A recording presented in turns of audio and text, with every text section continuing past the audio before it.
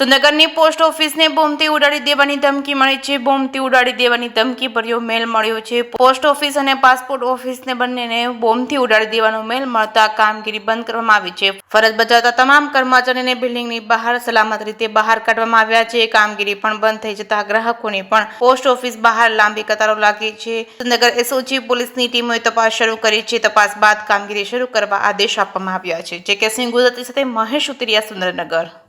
ઝાલા ભાવનાબા છે.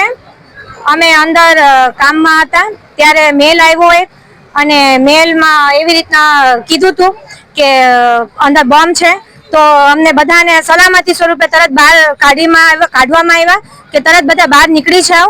તો અમે બધા બહાર આવ્યા. બધા ફફડાટનો માહોલ બહુ ગરમ છે, એટલે બધાને બીકનો માહોલ છે અંદર, એટલે અમને તરત બધાને બહાર લઈ લીધા છે. કેટલા કર્મચારીઓ છે? કર્મચારીઓ 80 ઉપર હશે, અને ડિવિઝન ઓફિસ, હેડ ઓફિસ, બધી તમામ ઓફિસ છે.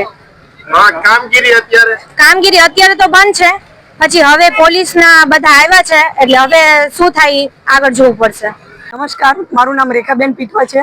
હું એક સામાજિક કાર્યકર છું અને સાથે સાથે મહિલા અને બાળ મિત્ર એમાં સુરેન્દ્રનગર જિલ્લા કોઓર્ડિનેટર તરીકે હું સેવા આપું છું.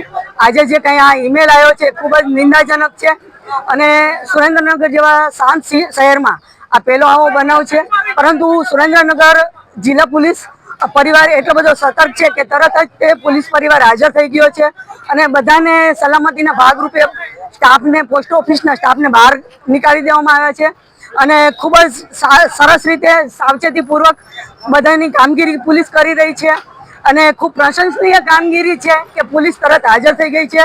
અને અમને બધાને ખાતરી છે, વિશ્વાસ છે કે ફરીથી હવે સુરેન્દ્રનગર જેવા શાંત સિટીમાં આવું જે શાંત વાતાવરણ છે એને ડહોળવાનો પ્રયાસ ફરીથી નહીં થાય.